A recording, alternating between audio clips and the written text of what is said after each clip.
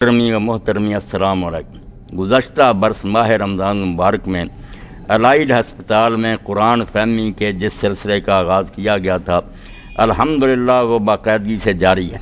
ماہ نزول قرآن کی بابرکت ساعتوں میں اسی سلسلے کی 13ویں محفل انشاءاللہ العزیز مؤرخہ 3 نومبر جو آ رہا 2004 بروز بدھ دوپہر 12:30 بجے CPC روم آپریشن تھیٹرز میں منعقد ہو رہی ہے، جس میں ممتاز عالم دین مولانا محمد اسحاق صاحب لیکچر دیں گے اور سوالوں کے جواب دیں گے۔ آپ سے اس علمی اور فکری محفل میں شرکت کی پرزور اپیل کی جاتی ہے۔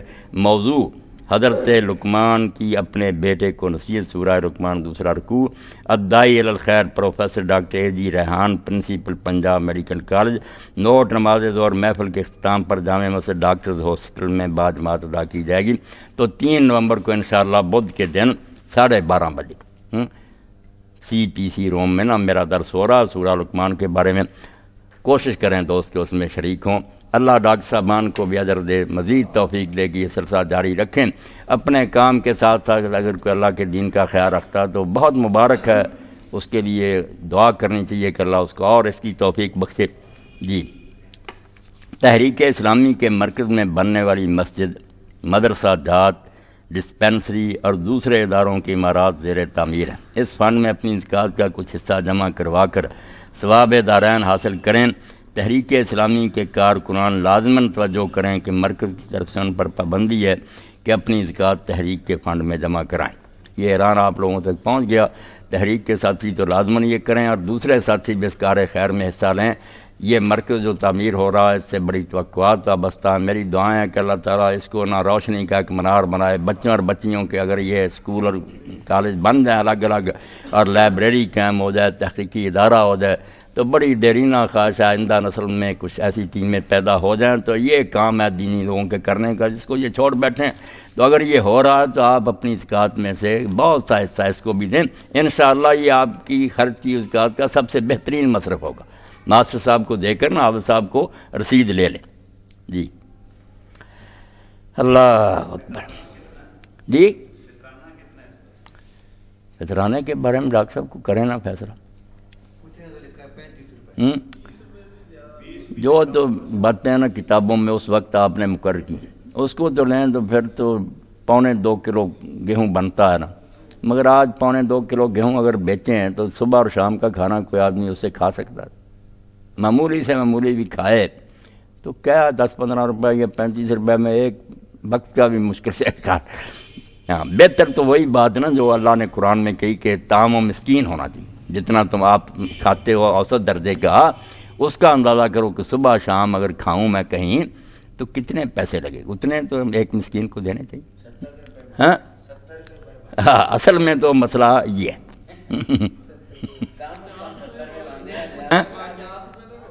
چلو 50 روپے اگر ہیں، 25 ہے تو مشکل بات، وہاں جا کر بیٹھتے ہیں نا روٹی مانگتے ہیں اور سے پلیٹ ہے۔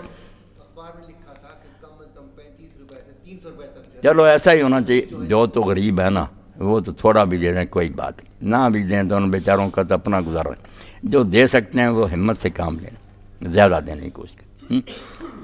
اب رانا شوکت صاحب نے دیکھا نا، انہوں نے پوچھا تھا کہ یہ فدیہ جو ہے روزوں کا، بیمار ہے نا، اٹیک ہوا اس کو 2 مرتبہ، تو میں نے کہا بھائی جتنا تم کھاتے ہو نا صبح شام، اس نے پھر خود ہی نا روتائی صاحب 200 روپے ایک دن کا اور 6000 روپے 30 دنوں کا دے دیا۔ اللہ نے انہوں دیا ہے، یہ جیلرز ہیں تو چلو ہمت کی بات ہے، جتنا کوئی دے گا اس کے لیے نفع ہی نا، کوئی زائد نہیں ہوگا، اللہ کے بینک میں چلا جائے۔ ویسے مسئلے کی حد تک تو یہی بات کہ گندم جو ہے وہ 2.25 کلو جائے۔ جی، ابھی سے دیا جائے، اگر کوئی غریب نظر آتا دے دیں، عید کے دن کرنا انتظار کریں، دے دیں۔ 2.5 کلو تو دوسری جنسوں میں سے ہے نا، گندم جو ہے نا اس کا صحیح یہی ہے کہ نصف سا ہے، اعلیٰ 2 جو ہے نا سا، یہی آپ نے پڑھا حدیثوں میں یہی آتا۔ ہاں جی، اور کوئی بات ہے تو پوچھ لیں۔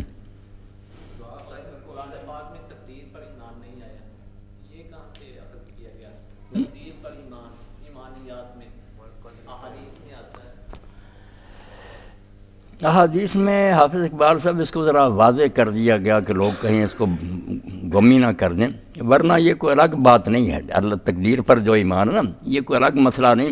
اگر کوئی آدمی اس کی حقیقت کو سمجھ جائے نا، یہ اللہ پر ایمان میں داخل ہے۔ اللہ کو جو مانتا ہے نا، اگر وہ یہ مانے کہ اس کو کل کے بارے میں کوئی پتہ نہیں کہ کیا کرے گی اس کی مخلوق، تو ایسا اللہ نہیں، وہ تو جاہل ہے۔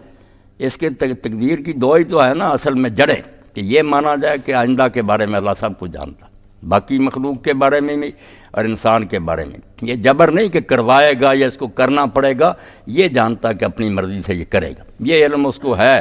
جیسے حکومت کی ایجنسیوں کو پتہ ہوتا کہ یہ جو بم دھماکہ کرنا چاہتے ہیں، اگر وہ کام کریں، یہ کوئی سازش کر رہے ہیں، کر وہ آپ بھی رہے ہوتے ہیں، حکومت نہیں کروا رہی مگر وہ خبر رکھتے ہیں۔ اللہ بھی اپنی دنیا کے بارے میں نہ جانے کہ کل کیا ہونا، تو عرش سے لے کر تحت صراط تک، ازل سے ابد تک کائنات کو سنبھال سکتا، اسی وقت تباہ ہو جائے۔ اس لیے ایک تو تقدیر کے مسئلے کا حصہ ہے وہی جو ہم مانتے کہ اللہ ہر شے کو جانتا، اس کا ہی ایک جز ہے کہ وہ آئندہ کو بھی جانتا جو ہونا۔ دوسرا اس کی قدرت مطلقہ ہے کہ یہ بھی نہیں کہ اس کے قابو سے باہر ہیں لوگ، کہ اگر گناہ کرتے ہیں تو کوئی کہے پھر اللہ بے بس ہے۔ کئی نامرادوں نے یہی نتیجہ نکالا فلسفیوں میں، یار اللہ کو کیا پوجنا، اس نے نبی بھیجے، وہ تو ہار گیا، نبیوں سے دنیا ٹھیک نہیں ہوئی، شیطان جیت گیا۔ اور کل پرسوں میں نے پڑھا برطانیہ کے ایک فوج میں افسر ہے جس نے کہا میرا نام شیطانیہ فرقہ میں رکھو اور مجھے اجازت دو شیطان کی پوجا کر، باقاعدہ وہ پوجا کرتا ہے، رسمیں ان کی فرقہ بن گیا۔ انہوں نے کہا جیتا تو شیطان ہے، نبی تو ہار گئے۔ اس کا جواب اللہ تعالیٰ نے دیا کہ دنیا میں جو گناہ ہو رہے ہیں نا، اس لیے نہیں کہ اللہ بے بس ہو گیا، وہ ان کو روک نہیں سکتا، اس کی قدرت ہے کہ ان کو جب چاہے روک دے، مگر اگر وہ روکے تو پھر امتحان کیا ہوگا۔ تقدیر میں دوسری بات جو سمجھائی جاتی وہ کہ جانتا بھی ہے کیا کریں گے، روک سکتا بھی ہے، اور اگر روکتا نہیں تو یہ وجہ نہیں کہ خوش ہے یا ان کاموں کو پسند کرتا، وہ آزمائش ہو رہی بندوں۔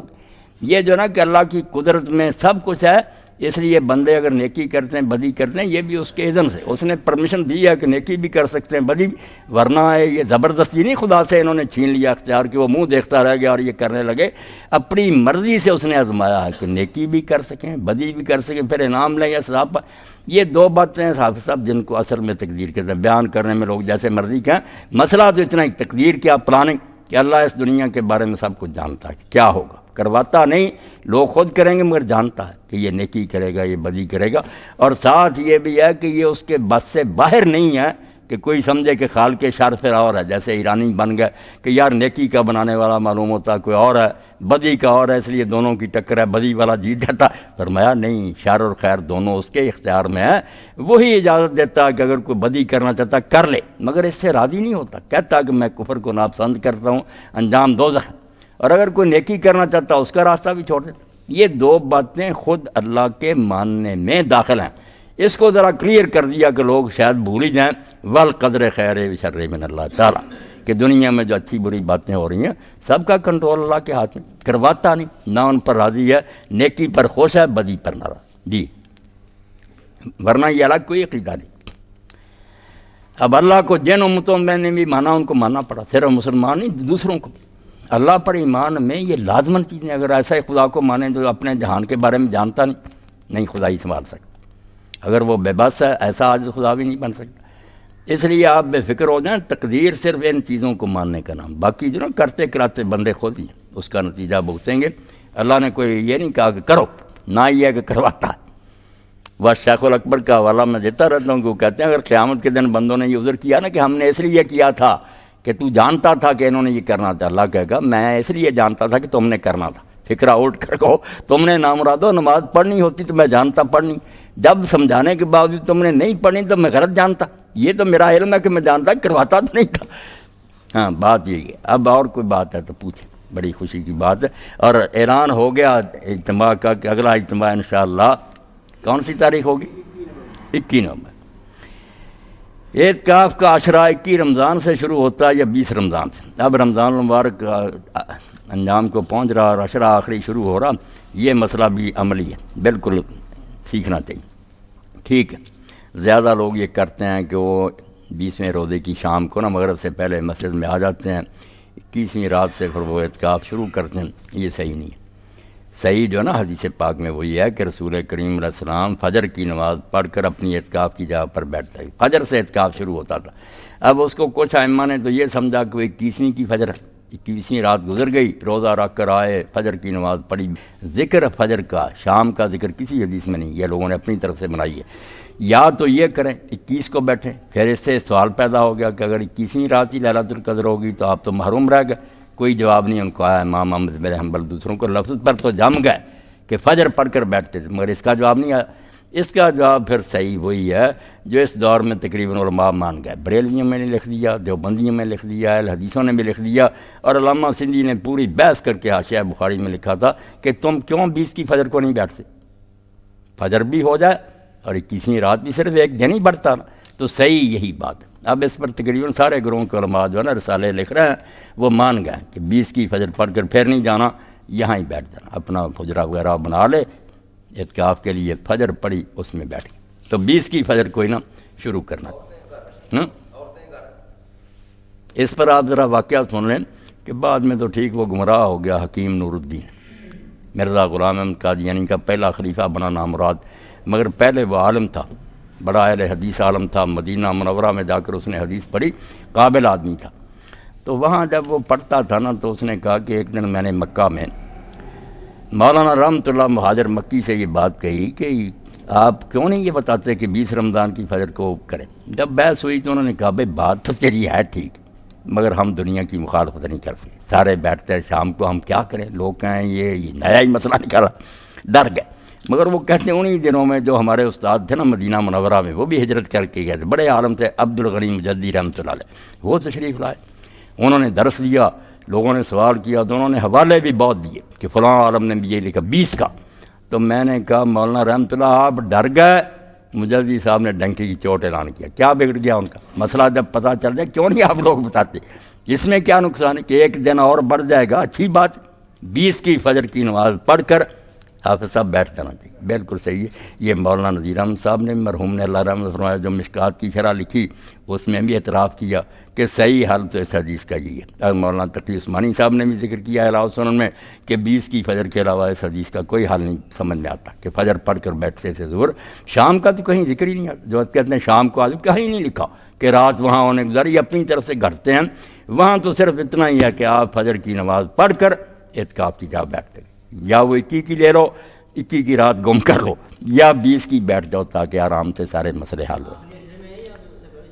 نہیں آخری اشرائی، مگر اس کے ساتھ سے نا مقدمے جیسے وہ شام کو آ جاتے ہیں نا، یہ شام کی بجائے ایک دن پورا پہلے یہ مقدمہ سمجھیں تیاری، جیسے وضو کر لیتے ہیں نماز کی۔ جی اس دور میں پھر کیا کریں، امام ابو حنیفہ ان کے ساتھ جو دوسرے لوگ کہتے تھے کہ عورتوں کو گھروں میں بیٹھنا چاہیے، اس دور میں جب حافظ صاحب انہوں نے حالات خراب دیکھے، اب تو بہت قیامت آئی ہوئی ہے، اس لیے اگر کسی مسجد میں اچھا انتظام ہے، پردہ ہے، پانی وغیرہ، تو کوئی خطرہ نہیں، بیٹھیں مسجدوں میں، مگر اگر گھر میں بھی بیٹھ جائیں تو کوئی بات، وہ بھی نیک لوگوں کی رائے ہے، ثواب لے لیں، ایسی کوئی بات۔